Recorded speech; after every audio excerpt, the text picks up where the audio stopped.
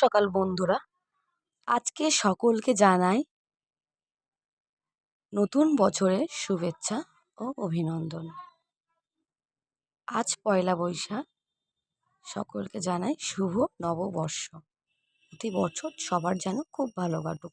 আমাদের সকালটা শুরু হয় নববর্ষের দিন হলুদ আর নিম পাতা মেখে স্নান করে নতুন জামা কাপড় পরে, এবং সকালের ব্রেকফাস্টে ছিল লুচি আর সাদা আলুর তরকারি, খুবই প্রিয়। আমরা ছোটোর থেকেই এভাবে পালন হয় আমাদের পয়লা বৈশাখ। আর সাথে থাকে মহাভোজ, বিভিন্ন ধরনের ভাজাভুজি থেকে শুরু করে অনেক রকমের তরি তরকারি রান্না হয়। যেমন দেখো, 5 রকমের ভাজা, উচ্ছে ভাজা, আলু ভাজা, পটল ভাজা, বেগুন ভাজা, ভাজা থেকে শুরু করে মাছ থেকে শুরু করে মাংস, কোনোটাই বাকি থাকে না। নববর্ষের দিন সকলেরই বাড়িতে প্রায় এই মহাভোজ হয়েই থাকে। তো প্রতিদিনের ন্যায় আজকেও হয়েছিল। আর স্পেশালিটি ছিল যেটা, মা তো রেগুলার রান্না করেই করে, পয়লা বৈশাখ উপলক্ষে আজকে আমার বাবা কিন্তু চিকেন রান্না করেছে। চিকেন ছিল, তার সাথে স্পেশাল বাবার হাতের চিকেন, তার সাথে ডাল, চাটনি, 5 রকমের ভাজা, আর রুই মাছ দিয়ে, সজনে ডাঁটা, আলু দিয়ে পাতলা করে মাছের ঝোল, আর ছিল স্যালাড। আর এভাবেই আমাদের আজকে নববর্ষটা কাটলো। দুপুরের মেনুতে এগুলো ছিল। এবার দেখো, সন্ধ্যায় আমাদের একটা নিমন্ত্রণ ছিল, আমার কাকার গৃহপ্রবেশ।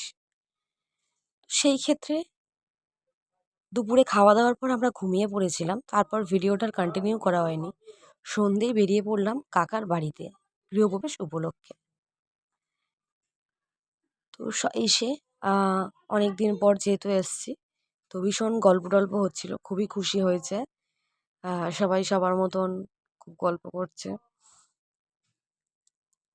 ওদের নতুন আজকে ছিল গৃহপ্রবেশ।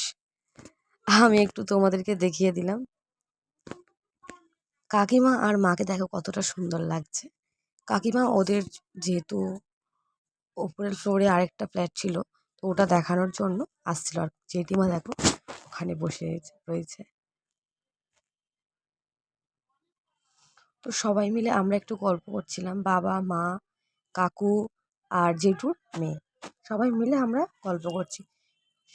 পয়লা বৈশাখের সন্ধ্যাটা খুবই আনন্দ করে কাটালাম। তারপর আমরা তো খাবো না বলছিলাম, দুপুরবেলার এত খাওয়ার পরে পেটে আর সেরকম জায়গা ছিল না। কিন্তু জেঠিমারা কি ছাড়বে না। দেখো, ফ্রাইড রাইস, কাশ্মীরি আলুর দম আর পনির নিরামিষ খাবার ছিল, যেহেতু গৃহপ্রবেশ পুজো ছিল